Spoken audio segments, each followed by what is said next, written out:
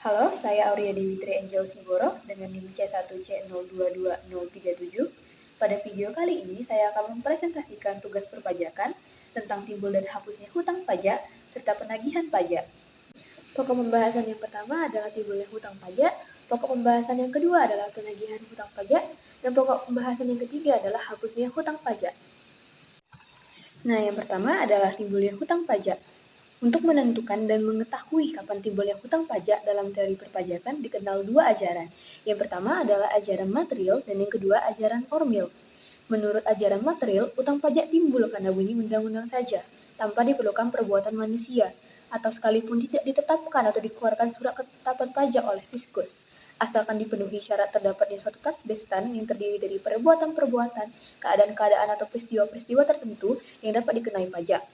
Nah, kelemahan dari ajaran utang pajak material ini adalah bahwa pada saat utang pajak timbul, tidak atau belum diketahui dengan pasti berapa besarnya hutang pajak.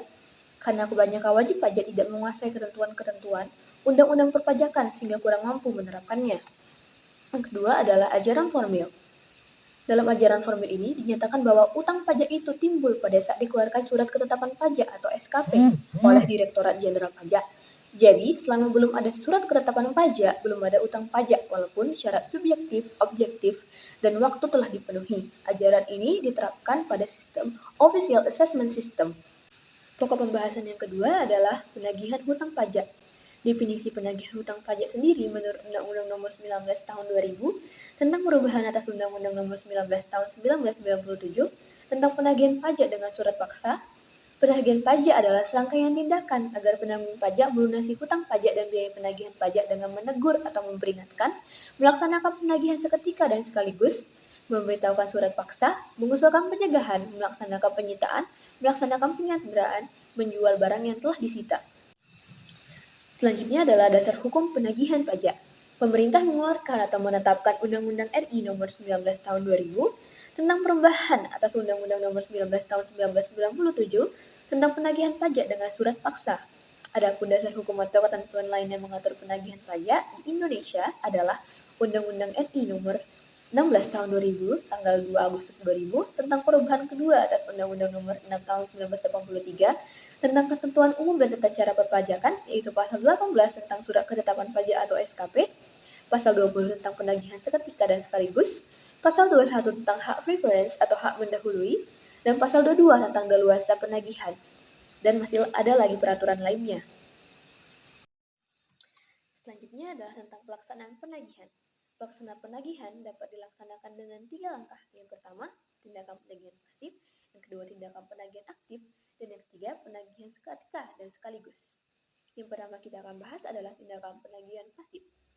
Tindakan penagihan pasif maksudnya adalah penagihan yang dimulai sejak penyampaian dasar penagihan pajak yang meliputi surat tagihan pajak, surat ketetapan pajak kurang bayar, surat ketetapan pajak kurang bayar tambahan, dan apabila belum berhasil maka menggunakan surat teguran. Yang kedua adalah tindakan penagihan aktif. Tindakan penagihan aktif maksudnya adalah tindakan penagihan yang dimulai dari penyampaian surat teguran, surat paksa, dan lanjutkan dengan tindakan sita dengan mengeluarkan surat perintah melakukan penyitaan.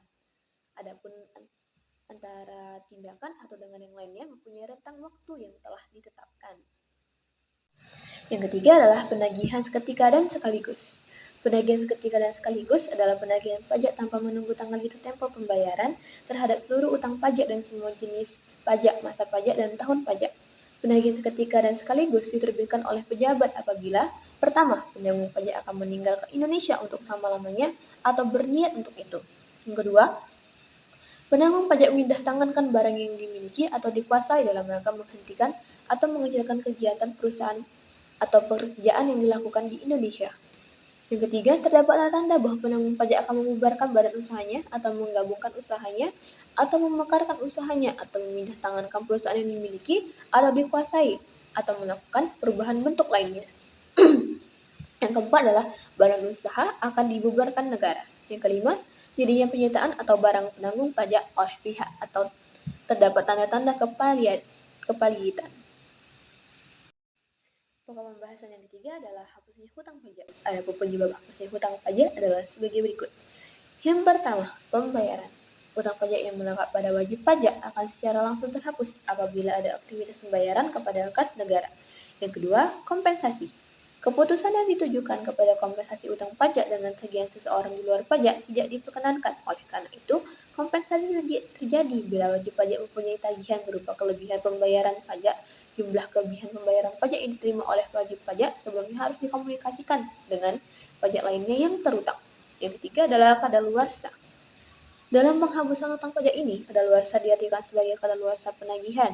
Kadaluarsa adalah salah satu penyebab berakhirnya hutang pajak dan hapusnya perikatan atau hak untuk menagih atau kewajiban untuk membayar hutang karena telah lewat jangka waktunya dan ditetapkan dalam undang-undang. Hak untuk menagih akan kadaluarsa apabila melampaui 10 tahun terhitung sejak saat terutangnya pajak atau berakhirnya masa pajak, bagian dari tahun pajak atau tahun pajak yang bersangkutan. Hal ini untuk memberikan kepastian hukum kapan utang pajak tidak dapat ditagih lagi, namun kadaluarsa penagihan pajak tertangguh antara lain dapat terjadi apabila diterbitkan surat teguran dan surat paksa. Yang keempat adalah pembebasan. Utang pajak tidak berakhir dalam arti yang semestinya, tetapi karena ditiadakan, pembebasan ini berlaku terhadap sanksi administratif saja, bukan terhadap pokok pajaknya. Yang kelima adalah penghapusan. Penghapusan untuk pajak ini sama sifatnya dengan pembebasan, tapi diberikan penghapusan dengan syarat bila keadaan wajib pajak sedang tidak memungkinkan. Sekian video dari saya, mohon maaf bila ada kesalahan. Terima kasih.